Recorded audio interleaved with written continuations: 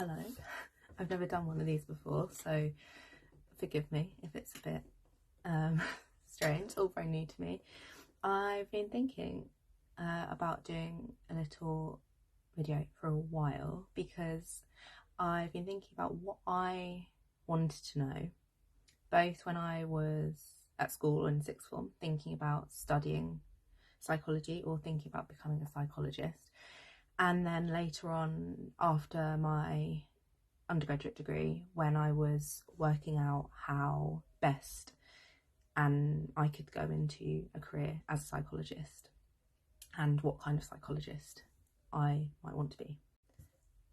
From my page you'll see that I am currently a PhD student in my first year, and I'm also at the very start of my Stage 2 health psychologist training, which means that I'm studying at doctoral level and will be able to practice as a health psychologist in the NHS or in private practice. So I suppose what might be interesting to some people is how you go about doing that. So if you're someone who's doing your A-levels or even GCSEs and thinking, how do you even become a psychologist? The first step, or the most straightforward step, is to do an undergraduate psychology degree. And I did mine at Kent and would obviously recommend that course, but it is also the only one I've had experience of. And the reason that the course at Kent is so great is because you can opt to do a 4-year degree, 1 year of which is on placement. So I got to work in a paediatric department with psychologists for a year, which was absolutely invaluable to my knowledge and my experience. It was the first time that I got to apply some of the things that I'd learned at university that didn't have that much meaning, to be honest, to real life, and it all made so much more sense when you can see theory being put into practice. The other thing to say is, I think when you're looking at psychology undergraduate courses, and I was one of these people, you see that there's always the statistics module, and for someone who is not mathematical, me, that can make you think, I can't do that. You can. If I can do it, you can do it. A lot of courses used to require a B grade at Maths GCSE, but I think a lot now would take a C. And in my experience, being good at maths at school is not a requirement to be being good at psychology. Statistics is a whole different ballgame, and you'll be absolutely fine. So I hope that that doesn't put people off from studying to become a psychologist. So you've got your degree, great. What now? I think it's also important to mention that some people don't know that they want to study psychology when they do their undergraduate and might do a degree in something else. There is the option of doing a conversion course.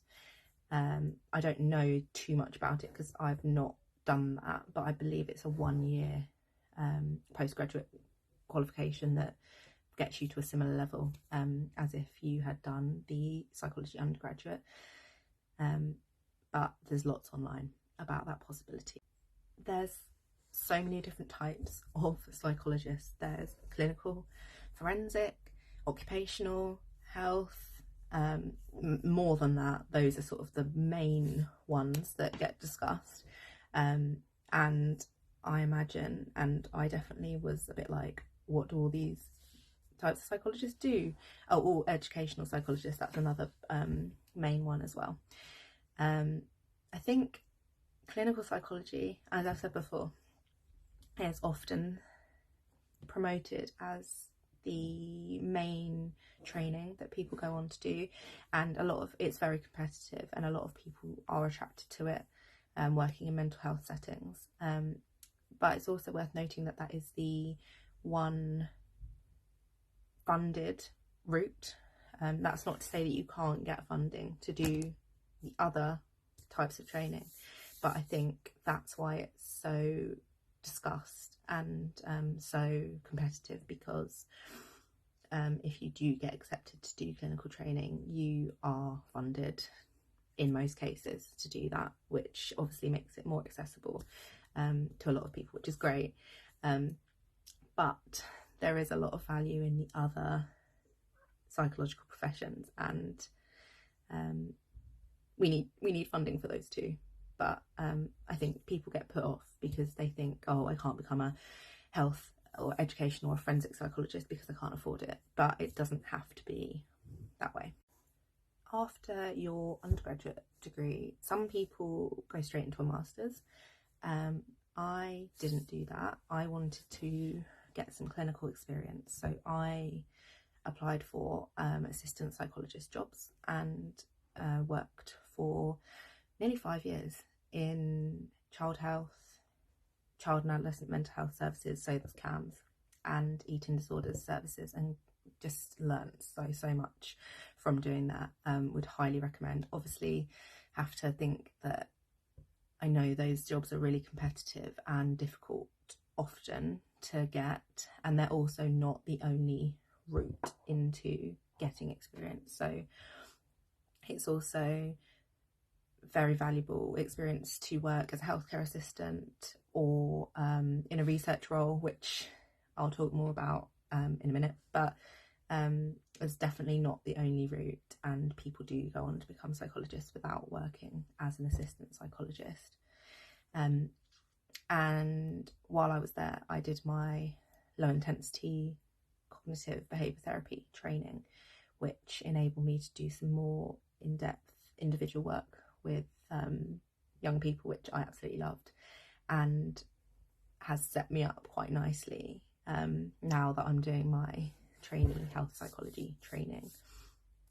But back to the masters, I only enrolled in a masters after I'd had that experience. So I was 26 when I started my masters, which is still young, but I was quite a lot older, I found, than a lot of people on my course.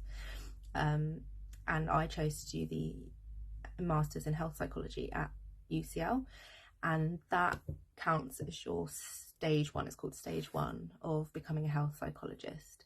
And if you want to become a health psychologist, that's what you need to do. You need to take a health psychology stage one qualification.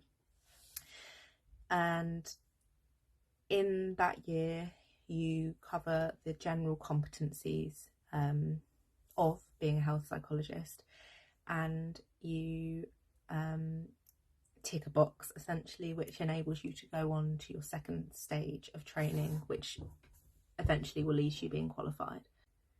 So I knew that I wanted to be a health psychologist after noticing that in my clinical work in mental health services, I was always really interested in working with people who had some kind of dual physical and psychological health difficulties. So whether that was chronic pain or eating disorders, I was much more drawn to working with those kinds of people. And also some situations in my personal life, I was very interested in working with people undergoing or living beyond cancer treatments as well. And as health psychologists work psychologically in physical health settings to work, improve the well-being or the coping skills of people managing health conditions, this was the right route for me to take. So how do you complete that final step? Now, this is where I had to do a lot of my own research, because there isn't a clear website or resource that I could find that clearly explains how you become a health psychologist. And that's probably because there isn't one way to do it. So the way that I'm doing it is alongside a PhD, so a research qualification, but you can also do it through a course at a university. So universities like Liverpool John Moores or University of the West England in Bristol, Staffordshire, Stirling in Scotland are a few of them. You can enrol with the university and do a course that helps you to tick all the competencies to become a health psychologist. Again, that's not what I'm doing, so I'm not best placed to talk about how that works, but I am very happy to talk about the PhD and the independent route into becoming a health psychologist. Also really important to note that the PhD and the health psychology training are separate, but you have to integrate them. So again, it's not straightforward, and there should be a more straightforward way of doing it, but it is possible. And so I'll think about the PhD first. So again, I always thought I cannot do a PhD because I can't afford it. You look at the fees and you think, I am not able to commit to that. Most people, well, many people will be in that situation, I'm sure.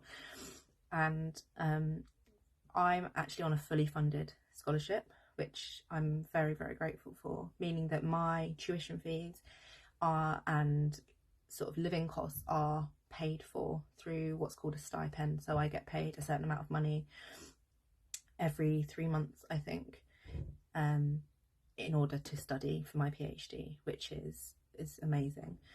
And I've done a post about how you find opportunities like that. Again, I know it's not accessible to everyone because they are very competitive, but there is quite a lot of them out there. So there's a lot of opportunities to apply for and secure funding in a lot of different ways for a PhD.